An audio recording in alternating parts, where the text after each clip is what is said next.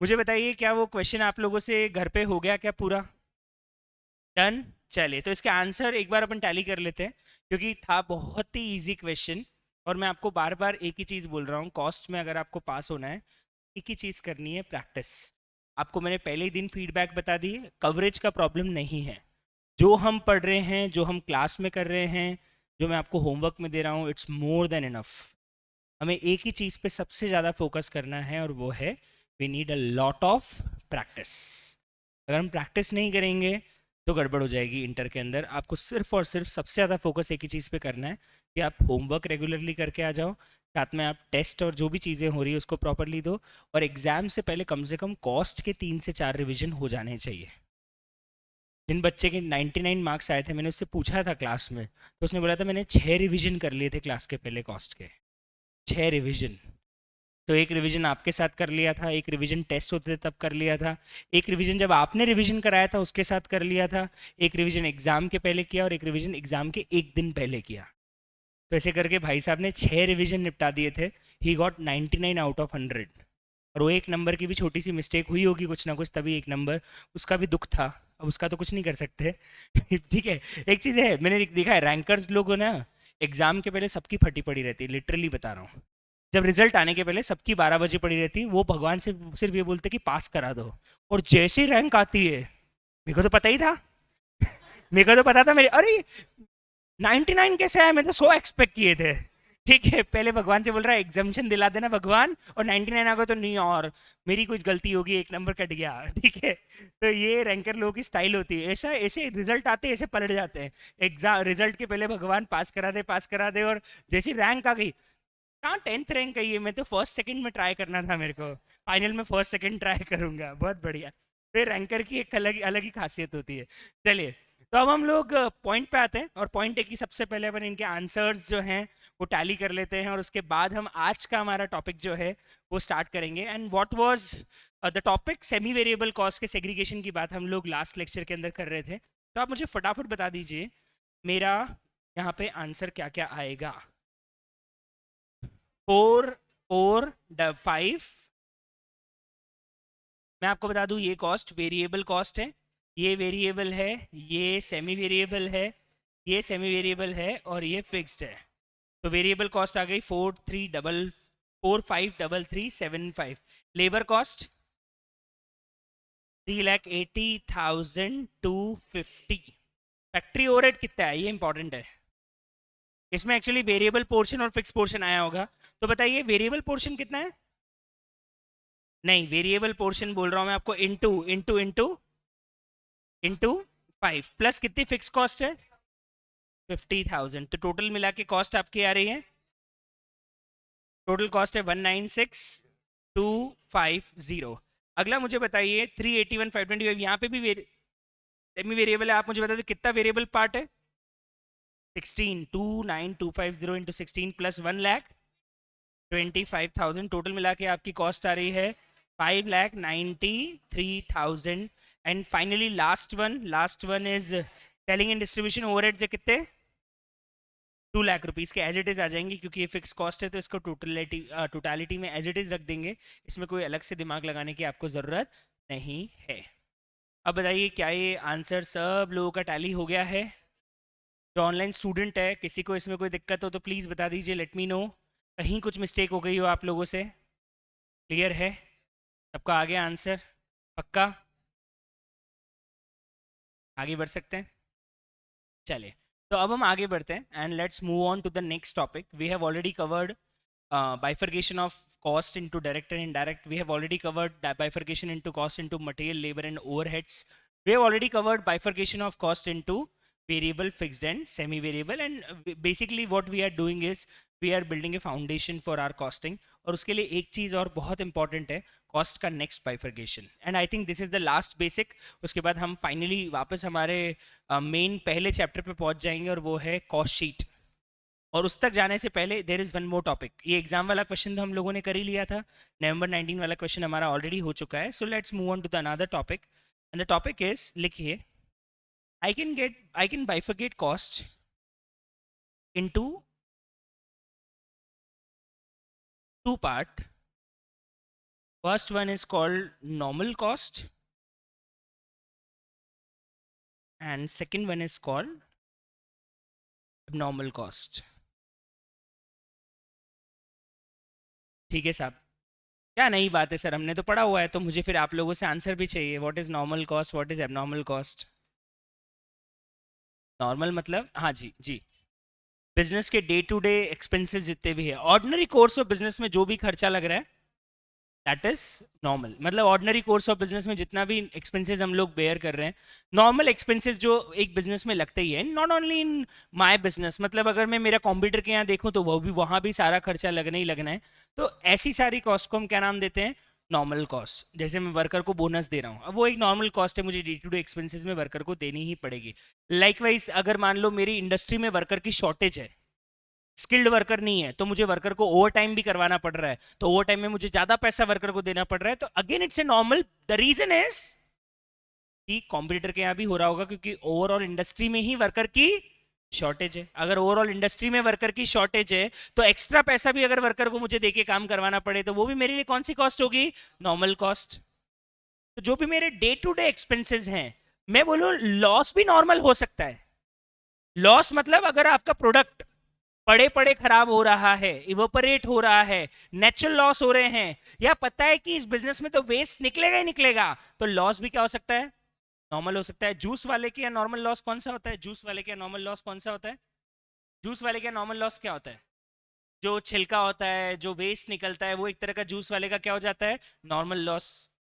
तो लॉसेस भी नॉर्मल हो सकते हैं. Evaporation loss, natural loss. Business में कपड़े वालों के लिए नॉर्मल क्या होता है? जो रेडीमेड फैक्ट्री होती है उसके लिए नॉर्मल लॉस क्या होता है?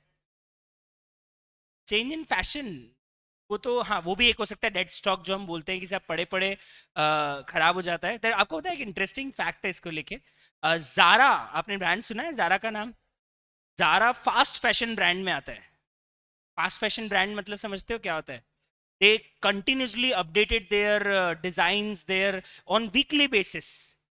सो जारा के यहाँ भी बोला जाता है कि भयंकर डेड स्टॉक होता है, क्योंकि जो फास्ट फैशन ब्रांड्स होती है वहां पे डेड स्टॉक भी उतना ज्यादा होगा, क्योंकि वो हर वीक अपना पूरा का पूरा डिजाइन चेंज ही क्या कर देते हैं, डिजाइन ही पूरा चेंज कर देते. पर आपको मैं बताता हूँ, नॉर्मली ऐसा होता है. H&M, जारा, ये दो ऐसी कंपनीज है जो फास्ट फैशन ब्रांड में काउंट होती है. पर आपको पता है जारा जीरो डेड स्टॉक पे चलता है.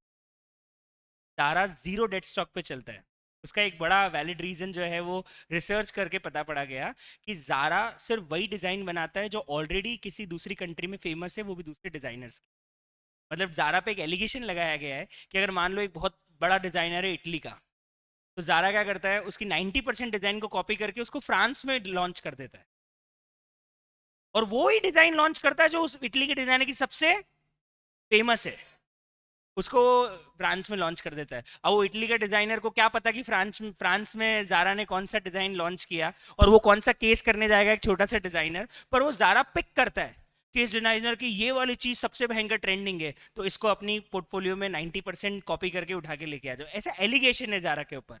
पर अगर मैं जारा को छोड़ दूं, तो अदर देन दैट जो दूसरी ब्रांड्स है उसमें हमेशा जीरो डेड स्टॉक होता है, तो वो भी एक तरह का नॉर्मल लॉस है. मैं बोल रहा हूँ कपड़ा मैन्युफैक्चरिंग में भी एक तरह का नॉर्मल लॉस है.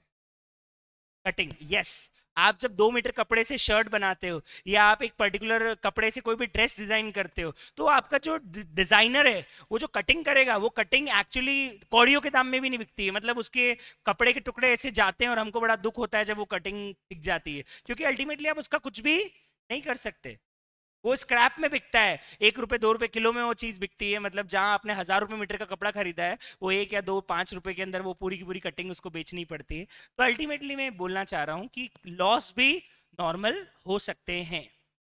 तो नॉर्मल कॉस्ट को अगर मैं बोलूँ, फर्नीचर मेकिंग में नॉर्मल लॉस हो सकता है. जो लकड़ी होती है उसको डिजाइन करने के लिए, पॉलिश करने के लिए उसको बहुत घिसा जाता है, तो उसमें से बहुत सारा कचरा निकलता है, तो इतनी मोटी लकड़ी घिसने के बाद इतनी पतली रह जाती है. तो इसका मतलब ये है कि उसमें भी एक तरह का नॉर्मल लॉस होता है. तो ऐसे कई हर बिजनेस में कुछ ना कुछ नॉर्मल लॉस तो आपको मिलेगा ही मिलेगा. तो मैं बोलूँ व्हाट इज नॉर्मल कॉस्ट, तो नॉर्मल कॉस्ट मतलब हम सिंपल भाषा में बोल सकते हैं, cost incurred in ordinary course of business.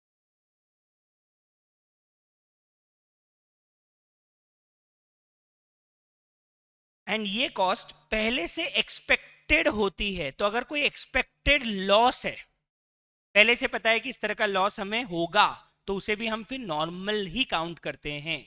और तीसरी बात है, इस कॉस्ट का एक और इंटरेस्टिंग नेचर है, ये रैकरिंग होती है। रैकरिंग समझते हैं आप लोग? रैकरिंग मतलब बार बार लगती है। मतलब ऐसा नहीं है कि कोई लॉस एक ही बार हुआ इसके बाद कभी नहीं होगा। ये लॉस हमेशा होगा। जब भी आप किसी प्रोसेस में मैन्युफैक्चरिंग करोगे तो इस तरह के लॉसेस आपको बार बार होने वाले हैं। तो हम ऐसी कॉस्ट को क्या नाम देते हैं? Normal cost. अब दूसरी कॉस्ट आई थी एबनॉर्मल। इनके तो क्या गुण गाऊंगा, इनके नाम में ही सब कुछ छुपा हुआ है। एबनॉर्मल मतलब पहली बात, ये ऑर्डिनरी या एक्स्ट्रा ऑर्डिनरी है? Extra ordinary. तो पहली बात तो सब, ये कॉस्ट ऑर्डिनरी नेचर की है ही नहीं। ये कॉस्ट ही कौन से नेचर की है? एक्स्ट्रा ऑर्डिनरी नेचर की है। क्या ये पहले से अनएक्सपेक्टेड लॉस है या एक्सपेक्टेड लॉस है? अनएक्सपेक्टेड लॉस है। पहले से एक्सपेक्ट थोड़ी किया था। जैसे एबनॉर्मल लॉस क्या हो सकते हैं? आग लग गई साहब, तो हमने पहले से एक्सपेक्ट किया हुआ था क्या कि हमारे यहाँ इतनी तारीख को या इतनी बजे आग लग सकती है? अगर हमको पहले से पता होता कि हमारे यहाँ आग लग सकती है, तो जो पहली चिंगारी लगी होती हम वहीं बुझा देते। आग लगती ही नहीं, क्योंकि आग कहीं ना कहीं एक छोटी सी चिंगारी से ही बनी होगी। तो ऑफ कोर्स अनएक्सपेक्टेड लॉस है। आपको नहीं पता था इस तरह का कोई लॉस होगा। अगर पहले से पता होता कि वर्कर यूनियन बना के स्ट्राइक कर लेंगे, तो हम पहले ही वर्कर की यूनियन तोड़ देते। उस जिस वर्कर ने वो आग लगाना चालू करी थी स्ट्राइक के लिए, उस वर्कर को सीधे धर लेते। अरे तू इधर आ, तू इधर आ, तू उधर मत जा, तू इधर आ, तू हमसे बात कर। बात ये है कि स्ट्राइक हो गई, कंपनी को नहीं पता था, अनएक्सपेक्टेड है। फायर हो गई, कंपनी को नहीं पता था, अनएक्सपेक्टेड है। गाड़ी का एक्सीडेंट हो गया, सारा का सारा माल जो आ रहा था वो खराब हो गया, नहीं पता था कि एक्सीडेंट होगा, अनएक्सपेक्टेड है। तो ऐसे लॉसेस जो कि पहले से एक्सपेक्ट, कोर्ट में आप केस हार गए, आपको लेबर को पैसे चुकाने पड़े, कंपनसेशन देना पड़ा, अनएक्सपेक्टेड लॉस है। ये सारे लॉसेस हम कौन से तरह के मानते हैं? एबनॉर्मल। और इनकी खास बात तीसरी यही है कि ये बार बार होता है या कभी कभी होता है? हमारे यहाँ तो आग बार बार लगती ही रहती है, ऐसा थोड़ी होता है। नॉन रेकरिंग नेचर का है ये कॉस्ट, ये बार बार होने वाली कॉस्ट नहीं है। ठीक है, तो ये तो समझ में आ गया कि सर जो cost ordinary course of business में लग रही है, जो कॉस्ट रेकरिंग नेचर की है। तो एक और चीज है, इसमें से बताओ कौन सी कॉस्ट कंप्यूटर के यहाँ भी लग रही होगी और कौन सी कॉस्ट कंप्यूटर के यहाँ नहीं लग रही होगी? नॉर्मल लग रही होगी। क्या एबनॉर्मल कॉस्ट भी कॉम्पिटिटर भी बियर कर रहा होगा क्या? सर हमारे यहाँ फायर हुई, हमारे यहाँ चोरी हुई, तो क्या कंप्यूटर के यहाँ भी चोरी हुई, कंप्यूटर के भी यहाँ आग लगी? सर नहीं लगी तो हमने लगा दी, ऐसा तो होगा नहीं। तो अल्टीमेटली कंप्यूटर के यहाँ पे फायर हुई है, इस बात की कोई गारंटी नहीं है। दूसरा, हमारे यहाँ पे लॉस हुआ है, उसके यहाँ पे ऐसा कोई लॉस हो, इस बात की भी कोई गारंटी नहीं है। इसका मतलब ये कॉस्ट कंप्यूटर के यहाँ पे भी नहीं लगी होगी। इससे एक बात समझ, आप मुझे बताओ कौन सी कॉस्ट या कौन से लॉसेस का बर्डन आप कस्टमर पे डाल सकते? कौन से लॉसेस, और कौन से लॉसेस का बर्डन ओनर को अपने प्रॉफिट में से देना पड़ेगा? एबनॉर्मल नाम से ही समझ में आ रहा है, हम नॉर्मल लॉस का बर्डन कस्टमर पे शिफ्ट कर सकते हैं। कैसे? जैसे आज जूस वाला है, तो संतरे जो भाव मिल रहे होंगे, जूस वो भाव थोड़ी मिल रहा होगा, क्योंकि संतरे जो 1 किलो संतरे से 200 ml जूस मिलेगा, तो वो आपको ये थोड़ी बोलेगा अच्छा 1 किलो संतरे 30 रुपए के, तो 1 लीटर जूस भी मैं 30 रुपए में दे दूंगा। 1 लीटर जूस वो 200 रुपए में देगा, 150 रुपए में देगा, क्योंकि उसको इतना सारा लॉस हो रहा है। तो बात ये हो रही है कि वो जो कटिंग का कपड़ा निकला 2 मीटर शर्ट में, अगर 2 मीटर कपड़े में अगर कटिंग निकल गई, तो अल्टीमेटली आपके शर्ट में जो पैसा जुड़ के आएगा वो पूरे 2 मीटर कपड़े के जुड़ के आएगा। ऐसा तो है नहीं कि कटिंग वाले को हटा के वो बाकी, अल्टीमेटली कटिंग जो निकली है वो भी आपने खरीदा तो था, तो उस पूरे का पैसा आपके शर्ट में जुड़ के ही आएगा। लॉजिकली सोचो, अगर आपको टैक्सी खाली लेने आ रही है और लेके जा रही है, तो आप खुश मत होना ज्यादा, क्योंकि जो आपसे भाड़ा ले रहे हैं उसमें अल्टीमेटली खाली जो टैक्सी चलती है उसका भी भाड़ा वसूला जा रहा है। वो डायरेक्टली नहीं ले सकते। वो आपको ही नहीं बोलेंगे कि सर मैं 3 किलोमीटर दूर से आया तो उसको पैसा दो। वो आपको ही बोलेंगे कि अच्छा आप 3 किलोमीटर चले हो, आप, मेरी कॉस्टिंग 3 रुपये आती है, लेकिन मैं आया हूँ भी वो खाली, तो कॉस्टिंग 6 रुपये आती है, तो आपसे अल्टीमेटली 8 रुपये पर किलोमीटर लेगा या 6 रुपये पर किलोमीटर लेगा। वो एवरेजिंग कर लेता है, उसको पता है मेरी गाड़ी 30% महीने भर में खाली चलती है, तो वो अपना सारा का सारा किराया 70% किलोमीटर पे ही बांट देता है, ताकि वो 30 किलोमीटर जो 30% जो गाड़ी खाली चली है उसका बर्डन भी बचे हुए सारे कस्टमर पे आ जाए, क्योंकि वो खाली चली हुई का पेट्रोल भी तो अल्टीमेटली कौन भरेगा? कस्टमर ही भरेगा। तो हर केस में जहां भी एक्सपेक्टेड लॉसेस होते हैं, जहां भी नॉर्मल कॉस्ट होती है, ये सारा का सारा बर्डन किसके ऊपर शिफ्ट किया जाता है? कस्टमर के ऊपर शिफ्ट किया जाता है, उसकी कॉस्ट बढ़ा दी जाती है। अगर टैक्सी नॉर्मली 3 रुपए किलोमीटर लेती है और वो खाली चल रही है तो आपसे 4 रुपए या 5 रुपए किलोमीटर के हिसाब से चार्ज करेगी, क्योंकि उसको खाली चलने का पैसा भी आप ही से वसूलना है। अगर बस में 50 पैसेंजर है और नॉर्मल 30 पैसेंजर ही जाते हैं तो अल्टीमेटली जो खाली सीटें बैठी हुई ना, उसका भी बर्डन कहीं ना कहीं आप ही के ऊपर आ रहा है। तो मैं ये बोलना चाहता हूं कि अगर कंपनी में नॉर्मल लॉसेस होते हैं तो उसका बर्डन हमेशा कस्टमर पे ही शिफ्ट किया जाता है, उस कारण उसकी कॉस्ट पर यूनिट को बढ़ा दिया जाता है। लेकिन एबनॉर्मल लॉसेस का बर्डन कभी कस्टमर शिफ्ट करेगा क्या? एक दुकान में आप गए और आपने बोला कि डेरी मिल्क देना 5 रुपए वाली, बोले भाई डेरी मिल्क 8 रुपए की होगी, बोले भैया इसमें तो एमआरपी 5 रुपए और बाकी सब जगह तो 5 रुपए की मिल रही। बोले हमारे यहाँ पे क्या हुआ था कि एक एक्सीडेंट हो गया था, उस कारण डेरी मिल्क का पूरा कंटेनर या पूरा का पूरा फ्रिज बर्स्ट हो गया, सारी चॉकलेट्स खराब हो गई, तो अब बची हुई चॉकलेट की कीमत हमने 5 की जगह 8 कर दी। आप बोलोगे सॉरी आज मनी नहीं है खाने का, तो आप 5 का पैसा 8 नहीं दोगे क्योंकि और कोई तो आज भी आपको 5 में दे रहा है, पहली बात। दूसरा, आज 8 कर दोगे, जब वापस रेगुलर हो जाएगा तो फिर वापस कितने में बेचोगे? 5 में। तो कस्टमर बोलेगा ये क्या मजाक है क्या, पहले 8 कर दिया और वापस 5 में बोल रहे हो। तो इस तरह के लॉसेस कभी भी कस्टमर पे ट्रांसफर नहीं होते हैं। Are you getting my point? Yes. So हम यहाँ पे इंपॉर्टेंट पॉइंट लिख लेते हैं कि नॉर्मल कॉस्ट को हम कॉस्ट या कस्टमर को चार्ज करेंगे, मतलब अल्टीमेटली कॉस्ट को चार्ज करेंगे तो प्राइस बढ़ा देंगे, प्राइस बढ़ा देंगे तो कस्टमर से चार्ज हो जाएगा। तो बात एक ही है कि जो नॉर्मल कॉस्ट है वो हमेशा कस्टमर से चार्ज होता है।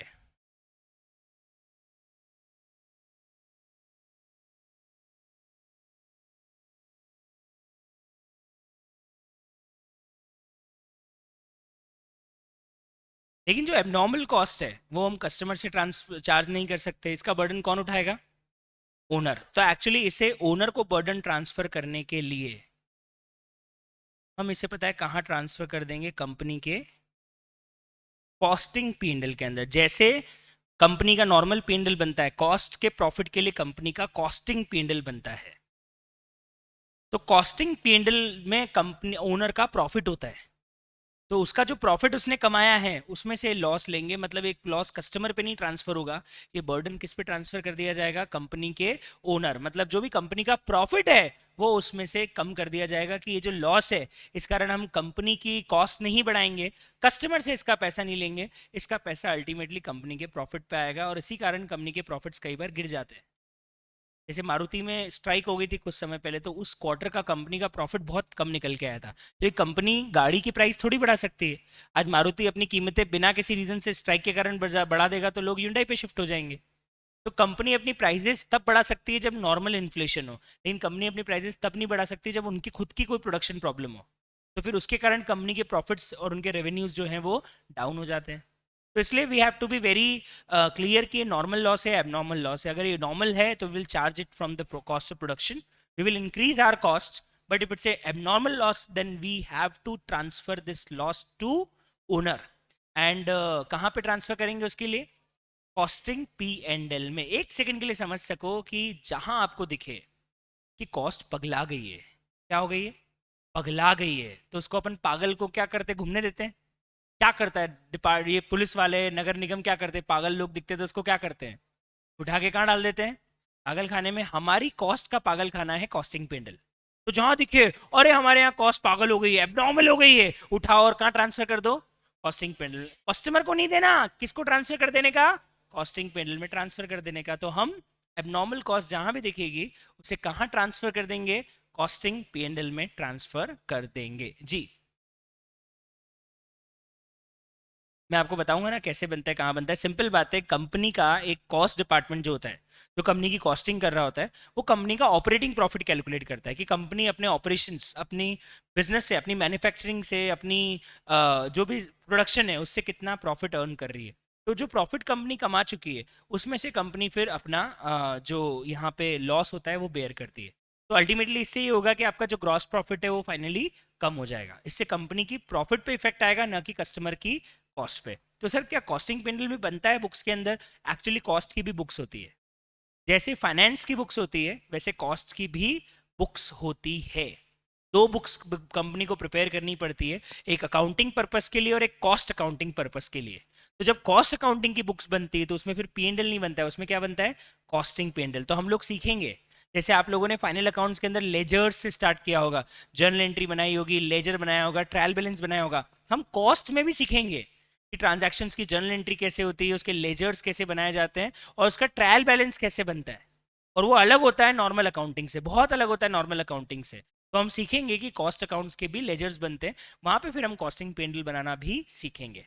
ठीक है, वो आएगा एक चैप्टर हमारे पास आगे जाके, नॉन इंटीग्रेटेड अकाउंट्स, या उसका नाम है कॉस्ट रिकॉर्ड्स। टॉप चैप्टर का ही नाम है कॉस्ट रिकॉर्ड्स। उसके अंदर हम ये सीखेंगे कैसे कॉस्ट के लेजर्स बनाए जाते हैं। तो जो फाइनल एंट्री, फाइनल अकाउंटिंग आप लोगों ने सीखी होगी 11-12 फाइनेंशियल या फाउंडेशन के अंदर, वो हम कॉस्ट अकाउंटिंग भी यहाँ पे मैं आपको सिखाऊंगा। और बताइए साहब, any other doubt regarding normal and abnormal cost? Nope, very nice. तो नॉर्मल कॉस्ट कहाँ पे शो की जाती है? एक्चुअली नॉर्मल कॉस्ट को कैसे शो किया जाता है, अब इसी को लेके मुझे आपको एग्जांपल समझाना है कि नॉर्मल कॉस्ट का हम एक्चुअली ट्रीटमेंट कैसे करते हैं। बिकॉज हम लोगों को ये तो सर पहले से पता था कि कस्टमर से नॉर्मल कॉस्ट चार्ज होती है, नॉर्मल नहीं चार्ज होती है। आपने एग्जाम्पल लिया तो हमको और कन्विक्शन आ गया कि हाँ, नॉर्मल कॉस्ट हम कब हमेशा सिर्फ और सिर्फ कस्टमर से लेंगे ही लेंगे। लेकिन इसका ट्रीटमेंट कैसे होता है सर, इसका कैलकुलेशन कैसे होता है, ये सब तो आपने हमें समझाया ही नहीं। तो हम एक्चुअली अब उसको समझने के लिए एक एग्जाम्पल लेके उसको समझने की कोशिश करेंगे। Listen very carefully now, this is very important, और इससे हमें एक बहुत ही इंटरेस्टिंग कंक्लूजन भी निकल के आएगा, और इसीलिए अब आगे की कैलकुलेशंस बहुत अच्छे से देखिएगा, and it's very easy. Okay, so we are starting with a very simple example. लिखते हैं एक छोटा सा केस स्टडी, और उस केस से हम समझते हैं कि कैसे हम नॉर्मल और एबनॉर्मल कॉस्ट का ट्रीटमेंट हमारे यहाँ पे करने वाले हैं।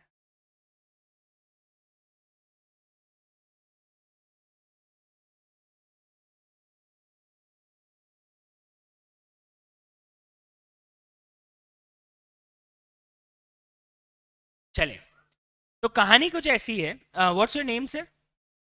गणेश। ओके, गौतम, धनेश। ओके, तो एक गौतम था, एक धनेश, DANESH, धनेश, धन वाला धनेश। कितना धन है आपके पास में? अच्छा, कमाने आए हैं सर, अब कमाने आए हैं, अब धन कमाएंगे हम बहुत सारा। ठीक है, तो केस नंबर फर्स्ट से हम स्टार्ट करते हैं, और जो केस नंबर 1 है, अपन एग्जांपल ले लेते हैं कि जो धनेश है, उसने को बहुत धन कमाने का मन था। ठीक है, तो उसने बोला मैं CA तो कर ही रहा हूँ, साथ में ना कुछ और बिजनेस भी चालू करता हूँ। अब शार्क टैंक देख लिया तो भाई और कीड़ा कट गया कि यार क्या रखा है जॉब के अंदर, क्या है नौकरी, हम तो धंधा करेंगे, हम तो स्टार्टअप खोलेंगे, ये करेंगे। तो धनेश को एकदम से दिमाग में आया कि फिटनेस को लेके लोग बड़े अब वो जागरूक हो चुके हैं, और मेनली लोगों को पेस्टिसाइड्स वाला खाना नहीं चाहिए। तो धनेश का एक आइडिया आया, जो कि एक्चुअली है घिसा पिटा, लेकिन धनेश को लगा कि बहुत ही इनोवेटिव आइडिया है, मैं ऑर्गेनिक फ्रूट्स डिलीवर करूंगा। और तो बड़ा कॉमन हो गया है अब तो, लेकिन हाँ, शार्क टैंक में भी ऐसे 2-3 केसेस आए थे जहाँ पे वो लोग ऑर्गेनिक फ्रूट्स, ऑर्गेनिक जूसेस, और वो सब जीरो पेस्टिसाइड्स और जीरो प्रिजर्वेटिव जूसेस और वो सब सेल कर रहे थे, और उनको फंडिंग भी मिली है। तो पॉइंट ये आता है कि साहब धनेश ने भी ऐसे ही कोई बिजनेस चालू किया, और धनेश ने इंदौर में उसका मेन अपना सेटअप चालू किया कि यार मैं ऑर्गेनिक फ्रूट्स का बिजनेस करूंगा। तो उसमें एक फ्रूट उन्होंने पकड़ लिया, ऑरेंजेस, संतरे। और ऑर्गेनिक संतरे, मैं आपको बता दूं, संतरे की बात करें, ऑर्गेनिक है, कौन से संतरे हैं, कहाँ से उगे हैं, कैसे उगे हैं, उसकी बात नहीं करते हैं।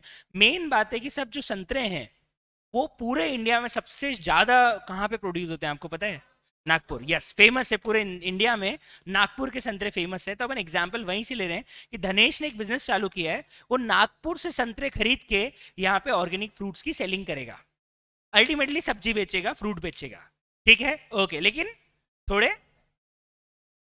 थोड़े ऑर्गेनाइज्ड वे में नहीं, थोड़े व्हाइट कॉलर जॉब की तरह, मतलब वो दिखाएगा कि I am doing business of fruits. ठीक है, बेच क्या रहा है अल्टीमेटली? फ्रूट्स, फ्रूट वाला है। ठीक है, चलिए, ओके। पर ठीक है ना, क्या फर्क पड़ता है, काम छोटा बड़ा नहीं होना चाहिए, माल होना चाहिए उसके अंदर, है ना? तो चलिए पॉइंट पे आते हैं, और पॉइंट ये है कि धनेश ने नागपुर के एक वेंडर से टाई अप कर लिया साहब, कि आप मुझे वहां से संतरे भेजिएगा, मैं तुम्हें यहाँ से पैसे भेजूंगा। तो अब कहानी ये है कि साहब नागपुर से संतरे जो है वो by any mode of transport, अपन समझेंगे कुछ भी मोड ऑफ ट्रांसपोर्ट हो सकता है, उससे इंदौर आएंगे। ठीक है, तो नागपुर से संतरों को इंदौर लाया जाएगा। अब जो टाई अप हुआ वो कुछ ऐसा हुआ कि यार एक संतरा 5 रुपए का वो लोग सेल करेंगे इन्हें, और 1000 संतरे का कंसाइनमेंट एक बार में आएगा। 1000 संतरों का 10,000 कर लेते हैं, 10,000 संतरों का कंसाइनमेंट एक बार में आएगा। और एक संतरा कितने का पड़ रहा है? पर पीस बेसिस पे वो लोग, ऑर्गेनिक है ना, तो पर पीस बेसिस पे वो लोग उसको सेल कर रहे हैं। और 10,000 ऑरेंजेस का जो कंसाइनमेंट है वो एक बार में धनेश को बुलाना पड़ेगा। वेंडर से बात हो गई, उसमें अब भाड़ा वाड़ा सब जुड़ गया, जो भी था सब जुड़ गया, ट्रांसपोर्टेशन और 10,000 कंटेनर 5, मतलब पेमेंट कितना करना पड़ेगा? 50,000 रुपीज। ठीक है साहब, ये भी समझ में आ गई बात। अब कहानी क्या है, धनेश ने जब पहला कंसाइनमेंट बुलवाया तो वहां से धनेश को जब कंसाइनमेंट आया तो पता पड़ा कि संतरे तो 9,500 ही निकले। इसने फोन लगाया वहां पे वेंडर को कि सर आपने क्या किया, आपने तो 10,000 का पेमेंट 50,000 रुपये ले लिए मेरे से, और संतरे तो 9,500 निकले। उसने बोला सर देख लो मेरे पास तो रसीद है, मैंने पूरे 10,000 संतरे आपको भेजे हैं। तो बोले आप क्या धंधे में नए हो क्या? बोले हाँ नया हूँ। बोले भैया ये खाने का धंधा है, आप मान के चलो कुछ भी कर लो, 5% का नॉर्मल लॉस तो होना ही होना है। मतलब सर आप जहां से भी ट्रांसपोर्ट करोगे अल्टीमेटली खुशबू तो बाहर तक आएगी, संतरों की खुशबू को तो आप रोक नहीं सकते। और बहती गंगा में हाथ धो लेगा कोई भी, पता किसको चलेगा? नहीं समझ रहे हो आप मेरी बात? जिसने सामान उठाया उसने भी 2-4 संतरे उठा लिए, जिसने सामान उतारा उसने 2-4 संतरे उठा लिए। 2-4 लोगों ने बोला कि चल बैठ, पेटी खोलते हैं एक आध, यहीं अपन छोटी मोटा जश्न मना लेते हैं, संतरों की पार्टी कर ली। ठीक है, ट्रेन में निकले तो ट्रेन में अगर हमारा कंसाइनमेंट आ रहा है तो जो ट्रेन में लोग निकल रहे हैं उन्होंने भी एक एक संतरा उठा लिया, वो तो भंडारा हो रहा था। अरे आप इमेजिन करो, आप कसम खा के बोलना, झूठ मत बोलना, कभी हाईवे पे अपन गए हैं और आपको गन्ने का ट्रक दिख गया हो, या कोई सब्जी या कोई अच्छे चने, हरे चने का ट्रक दिख गया हो, तो अपना मन नहीं होता कि पास में गाड़ी ले जाए और थोड़े से खींच लें? जब हम जैसे लोग जो 10 लाख की गाड़ी में बैठ के वो 5 रुपए के चने हाईवे पे खींचना चाहते हैं, तो आप इमेजिन कर लो कि आदमी जो लोड कर रहा है, जो अनलोड कर रहा है, जो ट्रांसपोर्ट कर रहा है, वो उसका मन नहीं करेगा? खुशबू नहीं आएगी उसको? एक आध बार खाने में संतरे ही खा लेगा वो। तो पॉइंट ये आ रहा है कि साहब फूड के बिजनेस में नॉर्मल लॉस होता ही है, you can not avoid it. और उसका कुछ प्रूफ भी नहीं हो सकता, क्योंकि किसका पेट खोल के देखोगे किसने खाया, और क्या क्या नहीं देखना पड़ेगा उसके लिए। पॉइंट ये है कि आप देख ही नहीं पाओगे कि लॉस कहां हुआ, कैसे हुआ और क्या हुआ। तो मान के चलो इस धंधे में 5% का लॉस तो होगा ही होगा। आप ट्रेन से मंगा लो, सबका होता है। ये बात वेंडर ने उसको समझा दी और उसको भी ये बात एक्चुअली समझ में आ गई, लॉस तो होना ही होना है।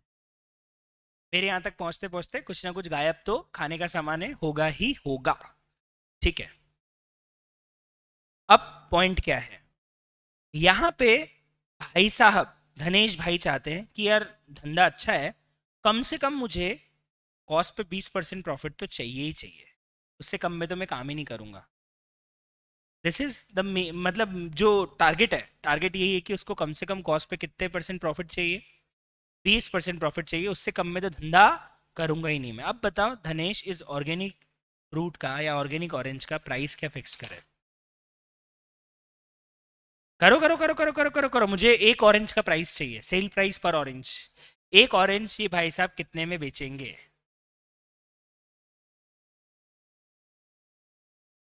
एक आंसर आ रहा है बड़ा सिंपल, 6 रुपए। अरे 5 रुपए का संतरा 20% प्रॉफिट के साथ 5 + 20% करेंगे, 6 रुपए का। क्या बोल रहे हैं सर, बताइए ना, आप बोलिए ना प्लीज। हाँ, 9,500 होगा। क्यों कारण बैठ के दादा, बैठ के, मेरे को भी खड़ा होना पड़ जाएगा आप खड़े होंगे तो। क्यों क्यों क्यों क्यों 9,500 क्यों होगा? समझा नहीं मैं कुछ यार। एक्चुअली समझो, समझो अब आपको समझ में आने लगी ये बात। अगर मैं यहाँ पे 6 रुपए में संतरा बेच दूंगा तो जो 500 ऑरेंजेस खराब हो गए उसका पैसा कौन देगा? और ये तो हर बार होना है, तो क्या हर बार धनेश अपने प्रॉफिट में से देगा क्या? तो फिर तो धनेश प्रॉफिट 20% घर कभी ले जा पाएगा ही नहीं, वो तो लॉस ही भरता रहेगा हमेशा। इसका मतलब ये है कि धनेश को अल्टीमेटली एक ऑरेंज की कॉस्ट ही बढ़ानी। और धनेश ये नहीं बोलेगा कि एक ऑरेंज मुझे इंदौर में आने के बाद 5 रुपए का पड़ा।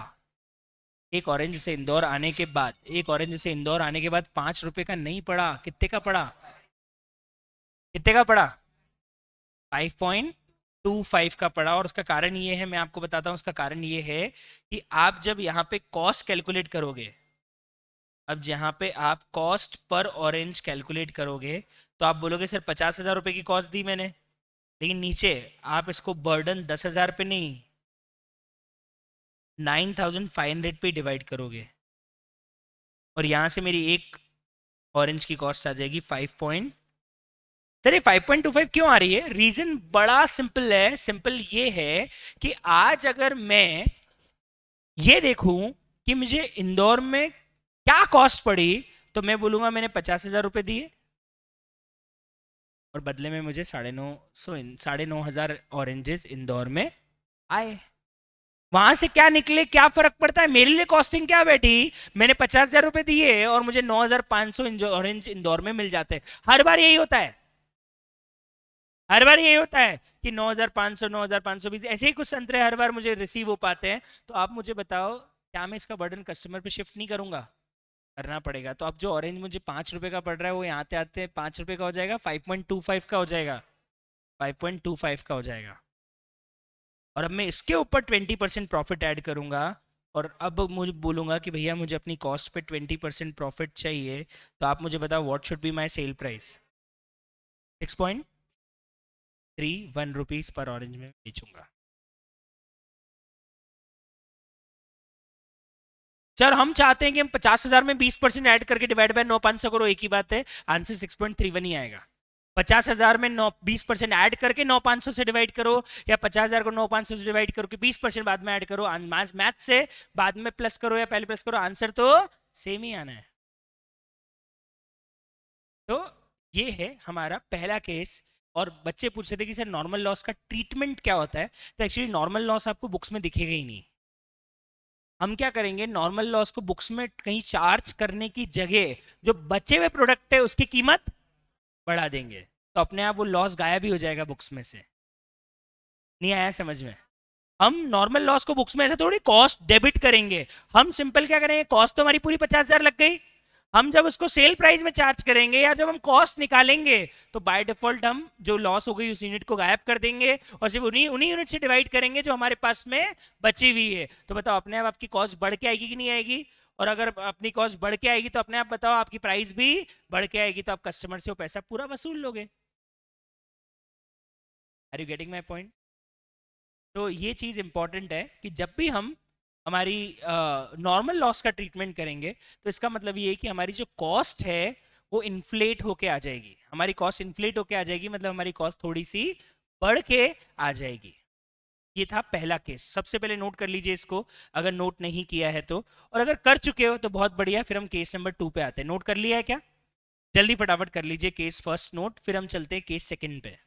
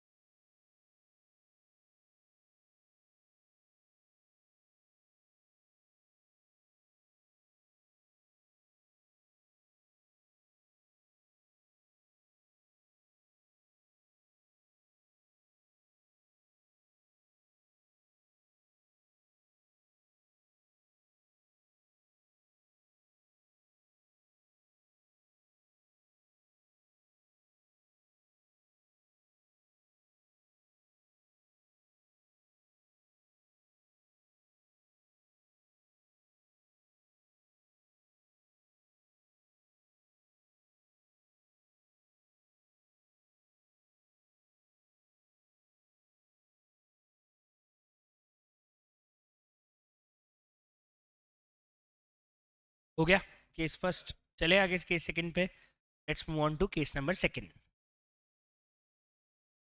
केस सेकंड एग्जैक्टली सेम, कहानी वही है धनेश को ऑरेंज मंगाने थे, धनेश ने नागपुर से ऑरेंज बुलवाए, वही 10,000 ऑरेंजेस का कंसाइनमेंट एक बार धनेश ने बुलवाया, वही वेंडर ने 5 रुपए का भेजा, वही गाड़ी से वो कंसाइनमेंट इंदौर आया, और वही 5% का नॉर्मल लॉस एक्सपेक्ट किया जा रहा है। बस कहानी ये है कि जब धनेश ने यहाँ पे आके देखा तो ऑरेंजेस 8,600। अब आप बोलोगे सर ये हुआ क्या? एक्चुअली पार्टी बन गई। लोगों ने बोला क्या एक एक संतरे खाते हैं, आज आज है ना, एक काम करते हैं, बहती गंगा में हाथ नहीं धोते हैं, पूरी बाल्टी निकाल लेते हैं। तो भाई हुआ ये कि एक चोर आया और वो बहुत सारे ऑरेंजेस उठा के ले गया। चल रहा है, अब क्या होगा उसका नहीं पता मैटर, लेकिन कहानी है कि आज मेरे पास 8,600 संतरे इस कंसाइनमेंट में आए हैं। आगे ध्यान रखेंगे, आगे ऐसी चोरी ना हो। वेंडर ने ही बोला है कि सर देखेंगे ऐसा आदमी वापस पकड़ में आ जाएगा, नहीं आगे नहीं होगा। ये कभी कभी ऐसा हो जाता है सर, कभी कभी हो जाता है, ऐसी चोरी कभी कभी हो जाती है। और इस कारण साहब संतरे 8,600 ही आए। अब मुझे बताओ पहले तो टोटल लॉस कितना हुआ? 1,400 ऑरेंजेस का, लेकिन उसमें से कितना एक्सपेक्टेड था? तो मेरे लिए एबनॉर्मल लॉस कितना हुआ? Normal loss is 500, but how much is my abnormal loss? मैं थोड़ी बोल सकता पूरे 1,400 संतरे की चोरी हो गई, क्योंकि 1,400 में से 500 तो वैसे भी वो नहीं थे। तो मेरे लिए एबनॉर्मल लॉस 1,400 का नहीं, मेरे लिए एबनॉर्मल लॉस 900 का है। आप मुझे बताओ इस सिचुएशन में भी धनेश चाहता है कि वो प्रॉफिट 20% ऑन कॉस्ट कमाए, मतलब सेम सिचुएशन है। आप मुझे बताओ वो प्राइस क्या रखे? प्राइस बढ़ाएगा ना? प्राइस बढ़ाएगा ना? प्राइस बढ़ाएगा कि नहीं बढ़ाएगा? बढ़ा पाएगा क्या? आप प्राइस बढ़ाने जाओगे तो कस्टमर बोलेगा अच्छा भैया कितने का दिया, बोले भैया नॉर्मली तो 6.31 का, लेकिन आज 8 रुपए का मिलेगा। क्यों भैया? क्योंकि हमारे संतरे चोरी हो गए, तो आज हमको लेने ही नहीं, कल आ जाएंगे लेने के लिए, एक दिन नहीं खाएंगे संतरे। क्या फर्क पड़ रहा है? बात ये हो रही कि साहब कोई आदमी ज्यादा पैसे क्यों देगा उस चीज के, जब आप कल वापस उसको 6.31 में बेचोगे? लॉस वाला नहीं है, ये पैसा आप ही को बेयर करना पड़ेगा। तो आप इसका इफेक्ट प्राइस पे नहीं डालोगे। मतलब एक मजेदार चीज समझ में आती है यहां से, और वो ये है कि कभी भी एबनॉर्मल लॉसेस के बर्डन कस्टमर पे पास ऑन नहीं होते हैं।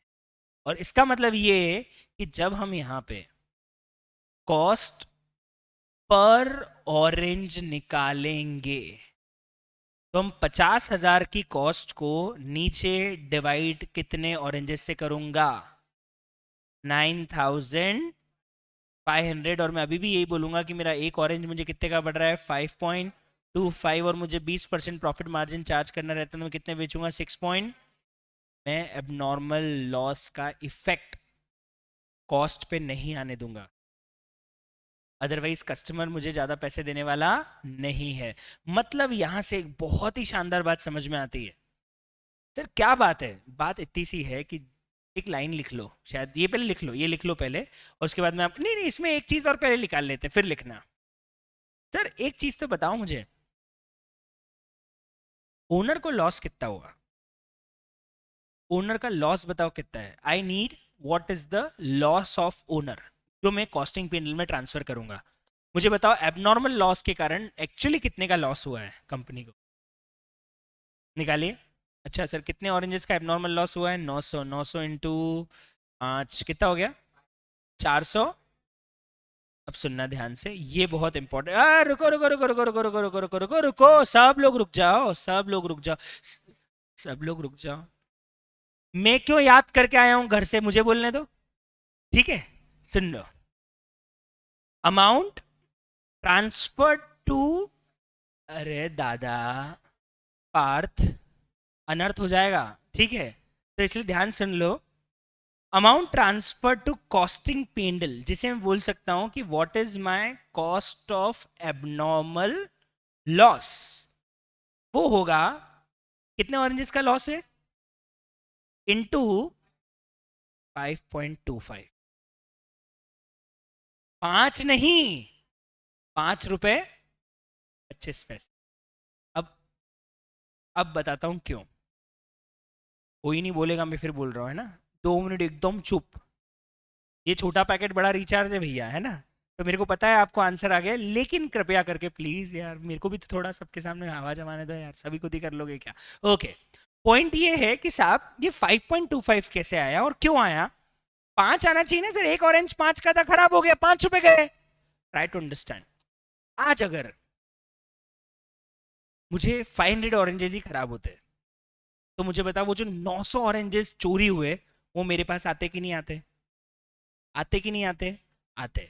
वो 900 ऑरेंज जब आते, तो मुझे बता, वो मेरे को एक ऑरेंज कितने का पड़ रहा था? 5 का या 5.25 का? 900 ऑरेंज यहां आने के बाद मुझे एक ऑरेंज कितने का पड़ रहा था? 5 का या 5.25 का? 5.25 का था। मतलब अगर मुझे कोई चीज मिल रही थी, तो मुझे 5 रुपए 25 पैसे का पड़ रहा था, वो चीज खराब हो गई, तो कितने की पड़ेगी? 5 की कि 5.25 की? जब वो मेरे को आ रहा था तो 5.25 का पड़ रहा है, तो नहीं आ रहा है तो भी कितने का लॉस है? 5.25 का ही लॉस होगा ना, कि 5 का लॉस होगा? आप तो प्रैक्टिकली सोचो, आज अगर मुझे 500 ऑरेंजेस का लॉस तो इन केस होना ही था, तो मेरा एक ऑरेंज वैसे ही 5 पॉइंट, अब उसमें से 900 ऑरेंज और खराब हो गए, तो अब मैं थोड़ी बोलूंगा 5 का लॉस हुआ। अब लॉस कितने का हुआ? 5.25 का हुआ है। आप समझो, बर्डन उठाने वाली यूनिट्स 9500 थी। अगर आप बोलोगे कि उस 500 के लॉस का बर्डन हम सिर्फ 8600 पे डालेंगे, तो अगेन कॉस्ट बढ़ जाएगी। मैं कॉस्ट बढ़ाना नहीं चाहता, तो मैं यही मानूंगा कि बर्डन उठाने वाली यूनिट्स पूरी 9500 ही है। और अगर बर्डन उठाने वाली यूनिट्स पूरी 9500 है, मतलब जो 900 यूनिट्स खराब हुई है एबनॉर्मल, वो भी तो नॉर्मल लॉस का बर्डन उठाएगी। आज अगर ये यूनिट अच्छी आती, तो बताओ ये भी नॉर्मल लॉस का बर्डन उठा रही होती है, नहीं उठा रही होती? उठाती। तो अगर ये यूनिट खराब हो गई, तो भी नॉर्मल लॉस का बर्डन तो उठाएगी। मतलब ये यूनिट 5 रुपए की काउंट होगी, 5.25 की। तो ये चीज बहुत इंपॉर्टेंट है, ध्यान रखना। हम हमेशा एबनॉर्मल लॉस की वैल्यू सीधे परचेज से नहीं निकालते हैं। एबनॉर्मल लॉस की वैल्यू हमेशा कॉस्ट कैलकुलेट करने के बाद जो आती है वही रखी जाती है, क्योंकि हम मानते कि लॉस नहीं होता, तो जो कॉस्ट मुझे पड़ रही है, मुझे उतने का पड़ रहा है। वो नहीं आई बात समझ में? और आप लॉजिकली सोचो, तो ये अगर मैं 5.25 रखूंगा, तभी मेरा आंसर टैली होगा। कैसे? मैं आपको बताता हूं। मेरी जेब से कितने पैसे गए? 50,000। हेलो, कितने पैसे गए? 50,000। 1 मिनट, अपन 1 मिनट मान के चलते हैं। अपन एक ऑरेंज से कितनी कॉस्ट रिकवर कर रहे हैं? कस्टमर से कॉस्ट कितनी रिकवर कर रहे हैं? 5.25। 5.25 इंटू 8600 करो, 8600। 5.25 इंटू 8600 कीजिए, कितना आ रहा है? 45,150। और एक मिनट, 900 इंटू 5.25 कीजिए, कितना आ रहा है? 4447। अब दोनों को प्लस कीजिए, 49,900 875। मतलब वो एक्चुअली वो 25 रुपए का तो खाली राउंडिंग के कारण फर्क आ रहा है, पर बताओ आपका 50,000 रुपए टैली हो गया कि नहीं हो गया? मतलब 50,000 में से 45,000 जो अमाउंट आ रहा था, वो तो मैं किससे रिकवर कर लूंगा? कस्टमर से। और 4725 का अमाउंट कौन मुझे दे देगा? ओनर। तो बताओ मुझे जो 50,000 का खर्च हुआ है, पूरा का पूरा मिल गया कि नहीं मिल गया? मिल गया। का मतलब ये चीज ध्यान रखना कि जब भी हम एबनॉर्मल लॉस की वैल्यू निकालेंगे, तो बताओ हमेशा किस पे निकालेंगे? कॉस्ट पर यूनिट पे। और वो कॉस्ट पर यूनिट हम कैसे निकालेंगे सर? टोटल कॉस्ट में से नीचे जब हम यूनिट से डिवाइड करेंगे, तो कौन सी यूनिट को हटा देंगे? Normal loss. कि तू बर्डन नहीं उठाएगी, सारा बर्डन कौन उठाएगा? मैं उठाऊंगा। क्या ये बात आपको समझ में आ रही है? यस। अभी अब इसमें 2 केसेस और बाकी हैं, पर आज हमारा क्लास का टाइमिंग हो चुका है, तो हम कल बाकी 2 केसेस समझेंगे कि कैसे हम नॉर्मल और एबनॉर्मल लॉस का ट्रीटमेंट आगे करेंगे। इसमें 1-2 चीज़ें और ऐड हो जाएगी, और कल हम इस ऑरेंज वाले एग्जाम्पल से ही आगे के 2 केसेस और समझ के फिर नॉर्मल और एबनॉर्मल लॉस के कुछ एग्जाम्पल्स करेंगे, ताकि मैं आपको और अच्छे से पूरी की पूरी सिचुएशन जो है वो समझा पाऊँ। तो कल हम नॉर्मल और एबनॉर्मल लॉस के बारे में ही आगे और बात करने वाले हैं। आज का डिस्कशन हम कर रहे हैं यहीं पे खत्म। ये अब आप लिख सकते हो आराम से। एंड वन मोर थिंग, आज आपके पास होमवर्क नहीं है, क्योंकि आज मैंने कुछ ऐसा टॉपिक नहीं पढ़ाया जिसमें से मैं आज आपको होमवर्क दे सकूं। तो कम से कम जो पुराना पढ़ाया है उसको एक बार रिवाइज कर लीजिएगा। कल आपको फिर होमवर्क डेफिनेटली मिल ही जाएगा। Thank you so much. बाकी डिस्कशन कल करते हैं, आज का डिस्कशन यहीं पे खत्म। Thank you, good day, enjoy, bye bye, thank you.